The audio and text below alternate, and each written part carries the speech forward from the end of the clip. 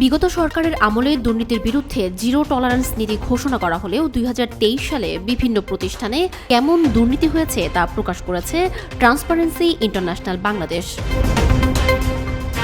মঙ্গলবার সকালে এক সংবাদ সম্মেলনে এ প্রতিবেদন উপস্থাপন করে দুর্নীতিবিরোধী সংস্থাটি। এ সময় টিআইবির নির্বাহী পরিচালক ডক্টর ইফতেখারুজ্জামান সহ গবেষক দলের সদস্যরা উপস্থিত ছিলেন।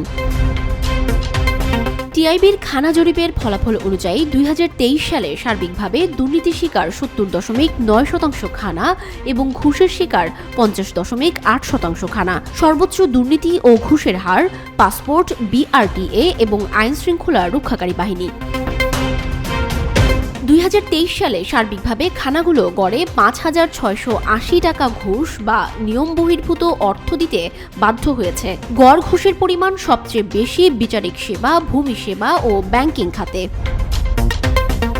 ২০২৩ সালে জাতীয় পর্যায়ে প্রাক্কলিত মোট ঘুষের পরিমাণ প্রায় ১০,৯০২ কোটি টাকা, যা ২০২৩-২৪ অর্থ বছরের জাতীয় বাজেটের ১.৪৩% এবং বাংলাদেশের জিডিপির ০.২২%।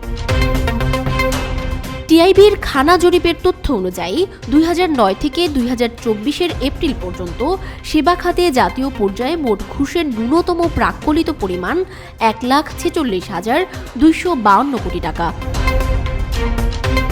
বিচারিক সেবা ও আইন শৃঙ্খলা রক্ষাকারী সংস্থায় দুর্নীতি ও ঘুষের উচ্চ হার অব্যাহত, যা সাধারণ জনগণের ন্যায় বিচার প্রাপ্তির ক্ষেত্রে বড় বাধা।